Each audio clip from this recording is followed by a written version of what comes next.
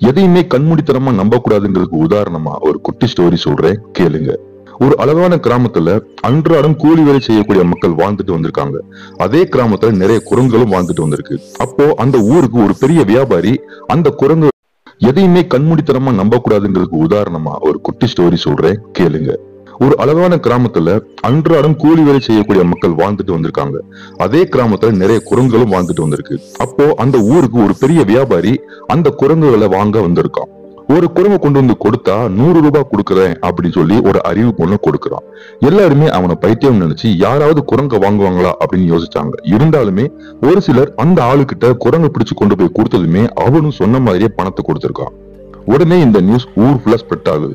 பார்த்துட்டு இந்த கூலி வேலையை விட்டுட்டு குரங்கு பிடிக்கிறதுல இறங்கிட்டாங்க அந்த ஊருக்காரங்க.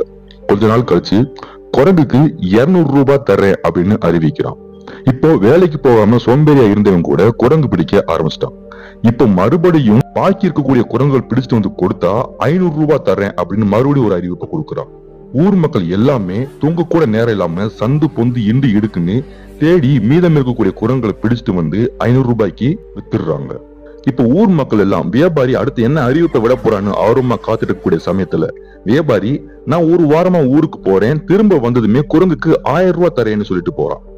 ஏற்கனவே பிடிச்ச குரங்குகள் எல்லாத்தையுமே கூண்டுல அடைச்சு வச்சு தன்னுடைய வேலைக்காரனை பாத்துக்க சொல்லிட்டு ஊருக்கு போயிடுறான். இப்போ குரங்க பிடிச்சு கொடுத்தா 1000 ரூபாய் வாங்குறதுக்கு ஊருக்குள்ள குரங்கு இல்லைன்னு ஊர் மக்கள் கவலைப்படக்கூடிய அந்த நேரத்துல வியாபாரியுடைய வேலைக்காரன் ஊர் மக்கள் கிட்ட நான் 700 ரூபாய்க்கு இந்த குரங்குகளை விக்கிறேன்னு அறிவிப்பு ஒண்ணு கொடுக்கறான். அப்ப ஊர் மக்கள் எப்படினாலும் 700 ரூபாய்க்கு வாங்கி வியாபாரி கிட்ட 1000 ரூபாய்க்கு வித்தா 300 ரூபாய் லாபம் கிடைக்கும்னு எல்லாருமே 700 ரூபாய் கொடுத்து குரங்க வாங்க லைன்ல நிக்கிறாங்க. பணக்காரங்க நிறைய பணம் கொடுத்து நிறைய குரங்க வாங்குறாங்க. பணம் இல்லாதவங்க கடை வாங்கி கொஞ்சம் குரங்க வாங்கி பத்திரப்படுத்திக்கிறாங்க. இப்படி பத்திரமா பாத்துக்கிட்டு இருந்த ஜனங்க அந்த வியாபாரி எப்போ வருவான்னு காத்துக்கிட்டு இருந்தாங்களாம். யாருமே வரல. அதனால அந்த வேலைக்காரனை பார்த்து கேட்கலான்னு போனா அந்த வேலைக்காரன் எப்போ ஊரக்கார பண்ணி போயிட்டான். அப்போதான் ஊர் மக்கள் எதுக்குமே உபயோகப்படாத இந்த குரங்க 700 ரூபாய் கொடுத்து வாங்கி ஏமாந்துருக்குன்னு உணர்ந்திருக்காங்க. எப்படி பார்த்தாலும் அந்த வியாபாரிக்கு தலைக்கு 200 ரூபாய் லாபம் கிடைச்சிருக்குது. ஊர் மக்களுக்கு ஏமாற்றம் தான் மிஞ்சிச்சு. இதுக்கு பேரு தான் ஷேர் மார்க்கெட். இந்த குரங்கு வியாபாரத்துல எல்லாரையுமே ஜெயிக்க முடியாது. ஒரு சில தந்திரமான பணக்காரனால மட்டும்தான் ஜெயிக்க முடியும். சோ இனி யாராவது ஷேர் மார்க்கெட்ல பணத்தை இன்வெஸ்ட் பண்ணு அப்படின்னு சொன்னா அவன் சொன்னதை கண்மூடித்தனமா நம்பி பணத்தை போட்டு ஏமாறாதீங்க. உங்களுக்கு என்ன தெரியுமோ அந்த வழியில போங்க.